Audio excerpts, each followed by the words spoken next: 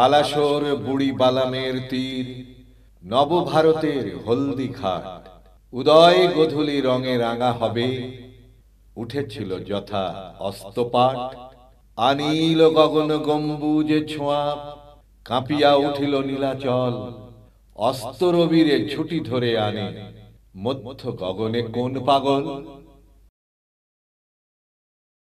1576 সালে ইতিহাসের বিখ্যাত হলদিঘাটের যুদ্ধে চিতোরের মহারানা প্রতাপের সঙ্গে সম্রাট আকবর বাহিনীর যুদ্ধে মহারানা প্রতাপ পরাজিত হয়েও বীরত্ব ও দেশপ্রেমে রাজস্থানের ইতিহাসে অমর হয়ে আছেন। অবিভক্ত ভারতবর্ষের স্বাধীনতা সংগ্রামের সশস্ত্র বিপ্লবী বাঘা যতীনকে মহারানা প্রতাপের সাথে তুলনা করে কবি কাজী নজরুল ইসলাম এই কবিতা রচনা করেছিলেন। কুষ্টিয়া জেলার কয়া গ্রাম।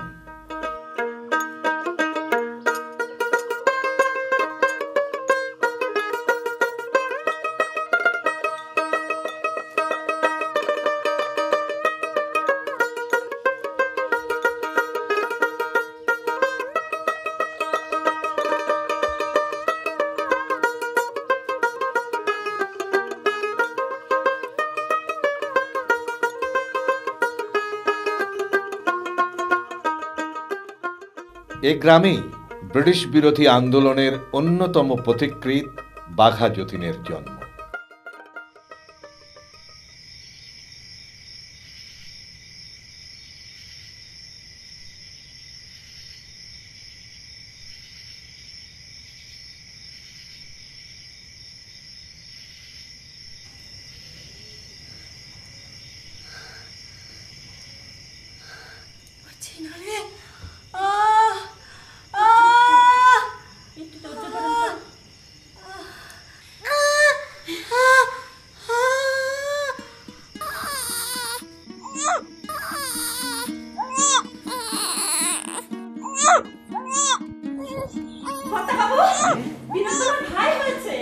তোরা শাক ভাজা উলু দে।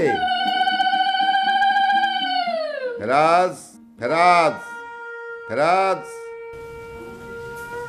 বাবু তুই ফরমাইশ। উমেশ বাবুকে খবর দাও, তার সন্তান হয়েছে। ঝিনাইদহের রিসখালী গ্রামে উনি থাকেন, বুঝেছ? আজ্ঞে কর্তা বাবু। 1879 সালের 7ই ডিসেম্বর মাতামহের বাড়িতে তার জন্ম হয়। পিতা উমেশচন্দ্র মুখোপাধ্যায়, মাতা শরৎ শশী। ছেলেবেলা থেকে পড়াশোনার পাশাপাশি খেলাধুলাও ছিল তার প্রিয় বিষয়। মা শরৎ শশী ছিলেন স্বভাবকবি। মায়ের কাছ থেকেই শিশুটি পরোপকার, সত্যনিষ্ঠা, নির্ভীক চিন্তা আর সৎকর্মের শিক্ষা পেয়েছিলেন।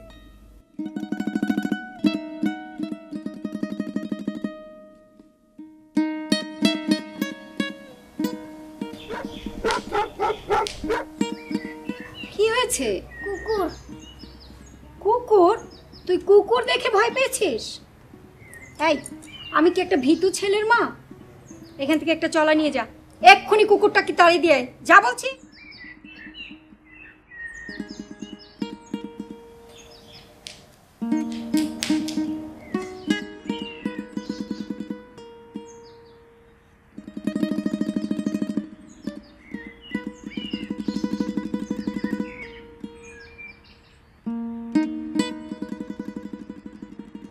কুকুর কোথায়?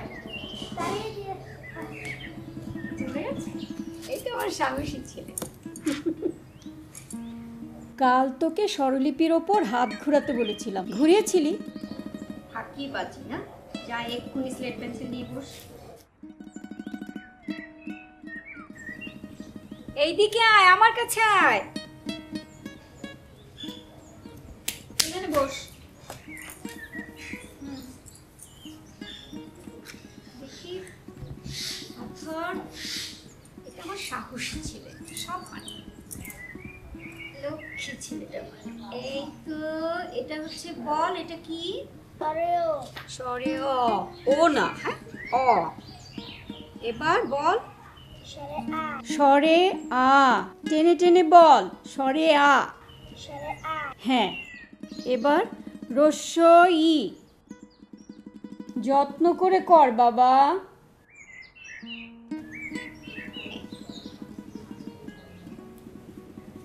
এই লক্ষ্মী ছেলে, যেভাবে বলি সেভাবেই করছে। খুব তো ছেলের প্রশংসা করছো, এদিকে তোমার ছেলে কাণ্ড দেখেছো? কেন রে উমা, এমন করে বলছিস কেন? কি করেছে আমার জ্যোতি? কি করেনি তাই বলো। তোমার ছেলে জ্যোতি আজ নিজের খাবারের দুধটা নিজে না খেয়ে বাড়ির পোষা বিড়ালকে খাইয়েছে। তাই বুঝি? তাই না তো কি, এই তো সেদিন নিজের খেলা বলটা পর্যন্ত ওর বন্ধু অসিতকে দিয়ে এলো। বেশ তো, ভালোই করেছে। আমি তো আমার জ্যোতিকে সবসময়ই বলি, আপনারে লয়ে বিব্রত রহিতে আসে নাই কেহ অবনী পরে, সকলের তরে সকলে আমরা, প্রত্যেকে আমরা পরের তরে। তুমি নিজেও যেমন, তোমার ছেলে জ্যোতিও তেমন। ভগবানের কাছে প্রার্থনা করি তোমার জ্যোতি যেন বড় হয়ে এভাবে সবার জন্য ভাবে। সে আশীর্বাদই করিস উমা। আমি সবসময় তোমার ছেলের জন্য আশীর্বাদ করি। নাও দুধটা খাইয়ে দাও। নে তো বাবা, খেয়ে নে। কি লক্ষ্মী ছেলে আমার, আর তোমরা কত কিছু বলে বেড়াচ্ছ।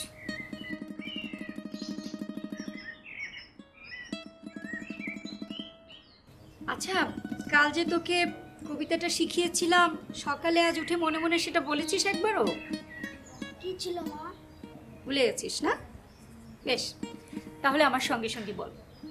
সকালে উঠি আমি মনে মনে বলি, সকালে উঠি আমি মনে মনে বলি, সারাদিন আমি যেন ভালো হয়ে চলি। সারাদিন আমি যেন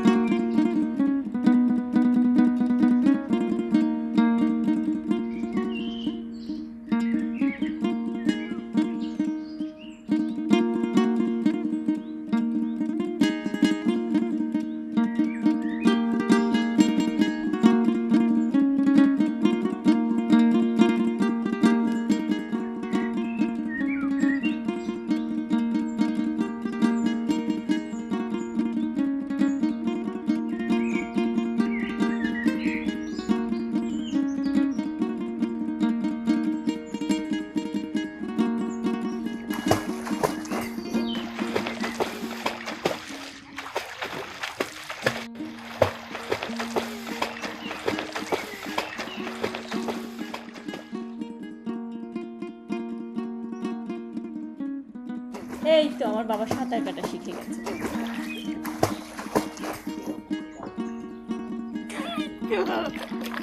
কেমন লাগছে রে? সাঁতার পেরে গেল।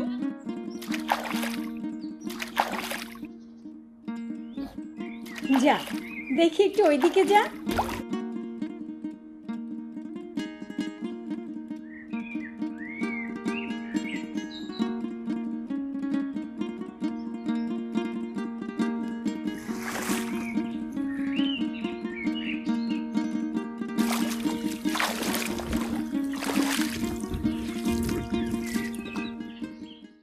পাঁচ বছর বয়সে বাবা মারা গেলে তাকে আবার এই কয়া গ্রামেই ফিরে আসতে হয়।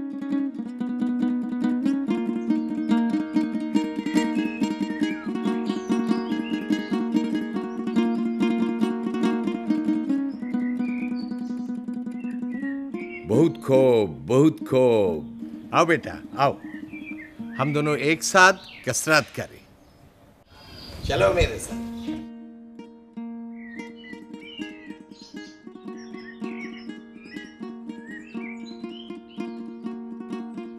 यहाँ पे खड़ा हो। कसरत करने के लिए पहले शरीर गर्म करना जरूरी होता है। गर्म करो, लपो। हाँ। ऐसे।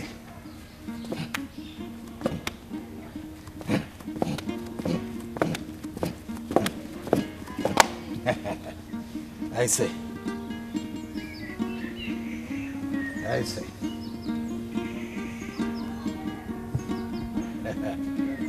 ऐसे 1 2 3 नो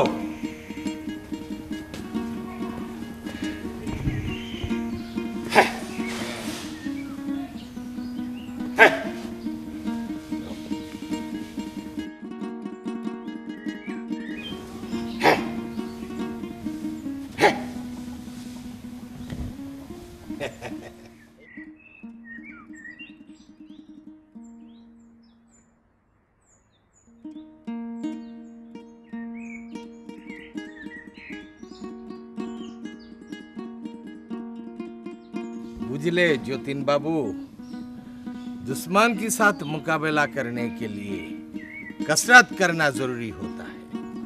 तो पूछो दुश्मन कौन है? इंग्रज है हमारा दुश्मन। वो बहुत दूर से यह भारत वर्षा में आया हमारी के ऊपर राज करने के लिए, लेकिन हम लोग ऐसे नहीं होना देंगे। समय आ गया बाबू उनको साथ मुकाबला करने के लिए। আমি লড়বো। हाँ, हम लोग सब लड़ेंगे, सब एक साथ लड़ेंगे, इसलिए कसरत करना जरूरी होता है। समय आ गया इंग्रज, समय आ गया।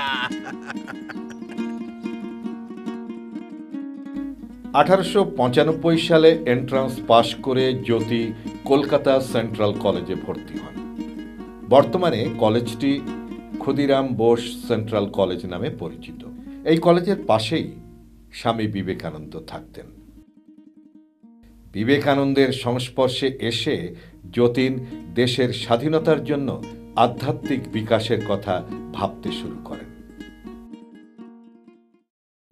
এ সময় ভারতবর্ষে প্লেগ রোগের প্রাদুর্ভাব হলে স্বামী বিবেকানন্দের আহ্বানে জ্যোতি তার বন্ধুদের নিয়ে রোগে আক্রান্তদের সেবায় নিয়োজিত হন।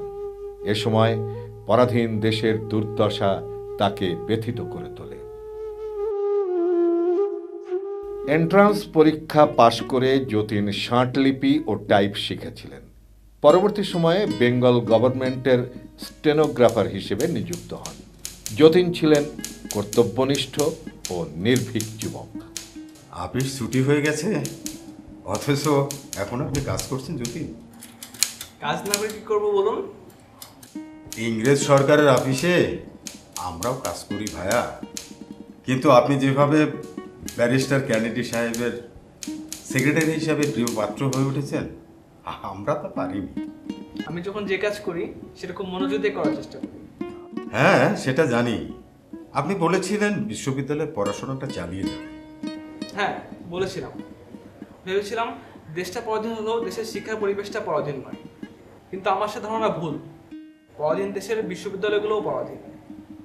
তা যা বলেছেন ভাইয়া, পরাধীন দেশের সব কিছুই পরাধীন। কে আমাদের এই পরাধীনতার থেকে মুক্তি দেবে? আমরাই। আমরাই মানে?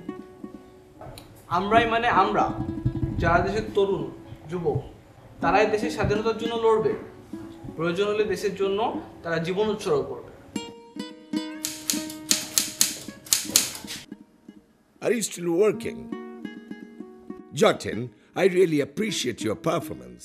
If you want, you can join our Calcutta office. Thank you, sir. Most welcome. Close office and go home.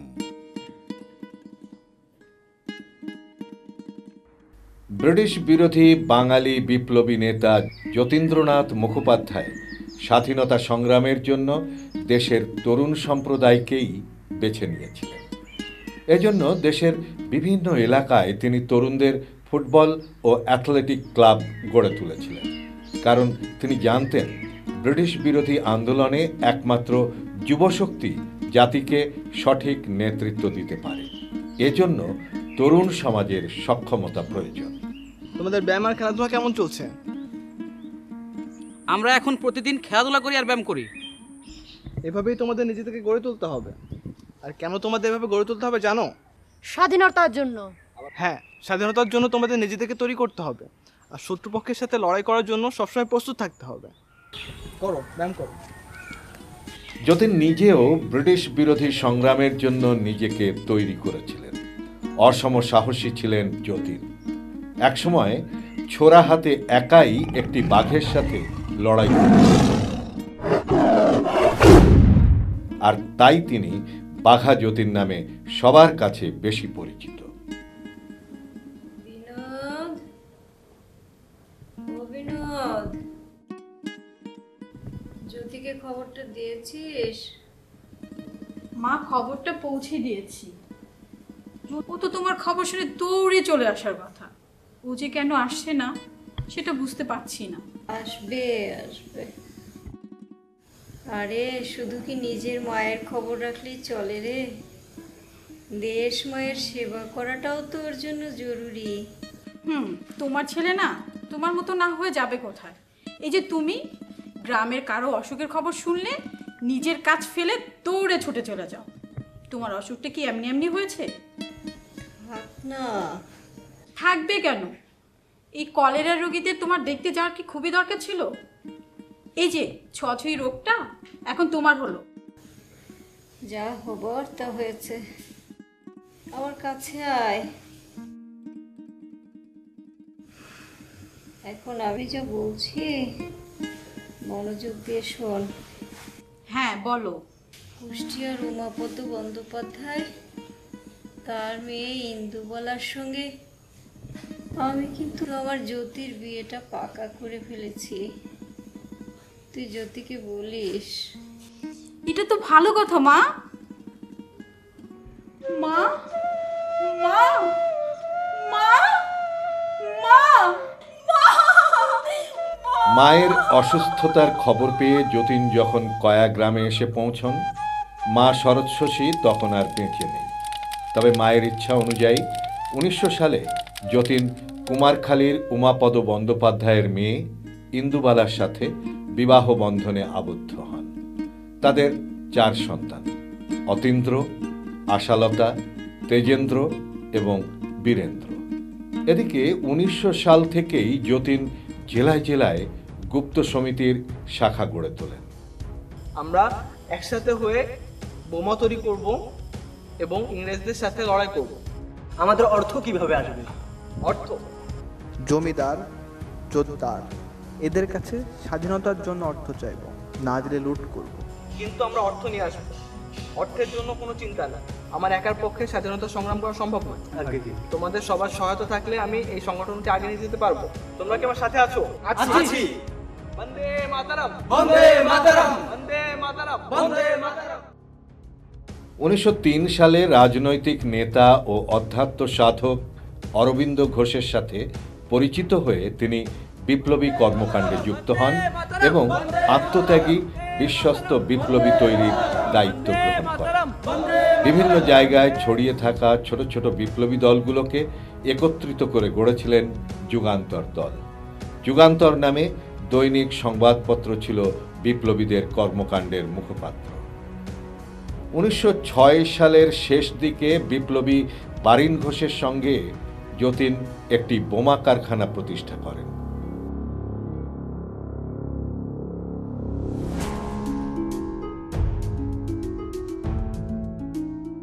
Barin Ghosh সন্ত্রাসের মধ্য দিয়ে স্বাধীনতা চাইলেও যতীন সুসংগঠিত যুব সমাজের সংগ্রামের মধ্য দিয়েই স্বাধীনতা চাইতেন। তার গড়া স্বেচ্ছাসেবক বাহিনী বন্যা ত্রাণ সহ বিভিন্ন সেবামূলক কাজেও সাধারণ মানুষকে সহায়তা দিয়েছে। বাঙালি আইসে যে আয় আই লেগে যায় দেশের কাজে, আই রে বাঙালি আইসে যে আয় আই লেগে যায় দেশের কাজে, দেখাই জগতে ভেত বাঙালি দাঁড়াইতে জানে বীর সমাজে, দেখাই জগতে ভেত বাঙালি দাঁড়াইতে জানে বীর সমাজে, আই রে বাঙালি আইসে যে আয় আই লেগে যায় দেশের কাজে, আই রে বাঙালি আইসে যে আয় আই লেগে যায় দেশের কাজে। ব্রিটিশ সাম্রাজ্যের বিরুদ্ধে যুদ্ধ ঘোষণার অভিযোগে 1910 সালের 27 জানুয়ারি যতীনকে গ্রেপ্তার করা হয়। শুরু হয় হাওড়া ষড়যন্ত্র মামলা। পরে কারামুক্ত যতীনকে গৃহবন্দী রাখা হয়।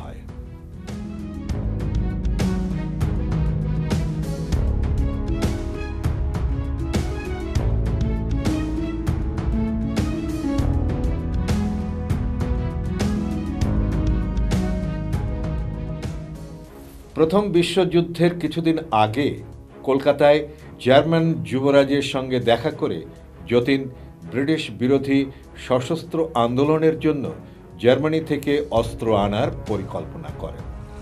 কিন্তু জার্মানি থেকে আসা ম্যাভেরিক জাহাজ ভর্তি অস্ত্রের ব্যাপারটি ফাঁস হয়ে যায়। কাজেই সেই অস্ত্রের চালান আর বিপ্লবীরা খালাস করতে পারে।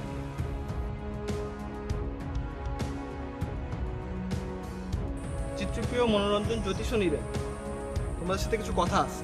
বলেন দাদা। ভাগ্য আমাদের আজ এই উড়িষ্যার বালেশ্বরের বুড়িবালাম নদীর তীরে নিয়ে এসেছে। আমরা সব ধরনের অবস্থার জন্য প্রস্তুত দাদা। কলকাতা থেকে খবর এসেছে পুলিশ আমাদের গোপন সংগঠন করতে তল্লাশি চালাচ্ছে। খুঁজতে খুঁজতে ওরা হয়তো উড়িষ্যার এই দুর্গম অঞ্চল বালেশ্বরে এসে পৌঁছে যাবে। হ্যাঁ, তা ওরা আসতেই পারে, কিন্তু এর জন্য আমাদের হোটে গেলে চলবে না। জানি দাদা, বিপ্লবীরা কখনো পালিয়ে যায় না, তারা সম্মুখে থেকে যুদ্ধ করে। এবার আমাদের তাই করতে হবে।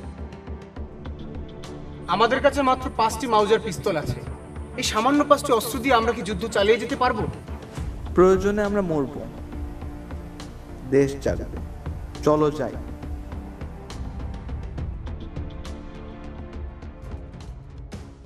1915 সালের 9 সেপ্টেম্বর উড়িষ্যার বালেশ্বরের বুড়িবালাম নদীর তীরে চার্লস টেগার্টের নেতৃত্বাধীন বিশাল ব্রিটিশ বাহিনীর এক অতর্কিত আক্রমণের সম্মুখীন হন যতীন। চিত্তপ্রিয়, মনোরঞ্জন, জ্যোতিষ ও নীরেন, এই চারজন কিশোর সহযোদ্ধাকে নিয়ে বাঘা যতীন সেদিন যে অসম সম্মুখ যুদ্ধ করেছিলেন তা ব্রিটিশ বিরোধী সংগ্রামের ইতিহাসে চিরকাল লেখা।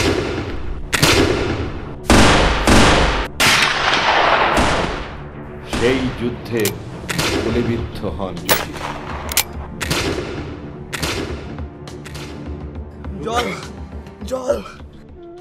বালেশ্বর সরকারি হাসপাতালে তার প্রচণ্ড রক্তবমি হয়।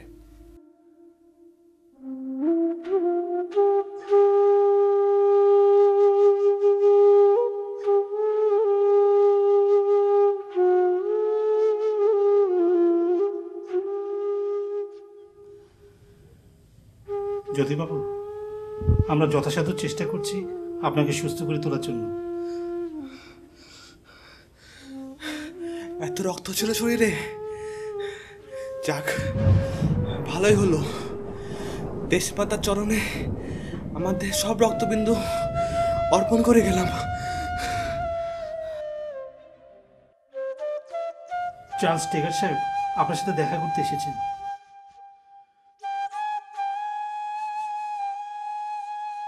Tell me, Mukherjee, what can I do for you? Please tell me. No. No. Please. Please tell me, Mukherjee. Say something.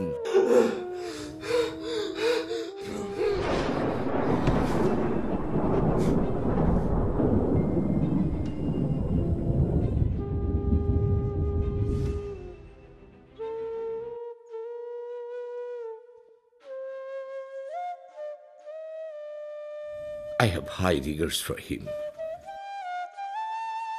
I have met the bravest Indian, but I had to perform my duty.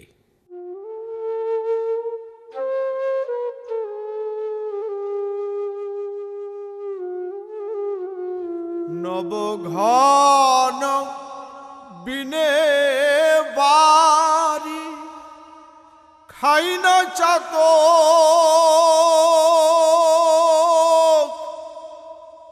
অন্য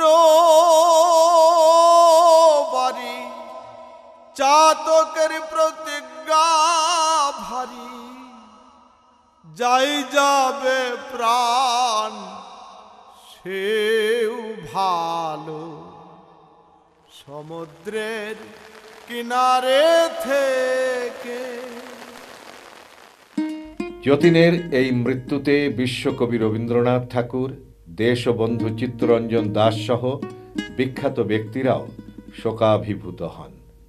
আর বিদ্রোহী কবি কাজী নজরুল ইসলাম তাকে নিয়ে লেখেন, ভাবি ভারতের না চাহিতে আশা, নবীন প্রতাপ Napoleon, ওই যতীন্দ্র রণন মত্ত, শনির সহিত অশনিরণ।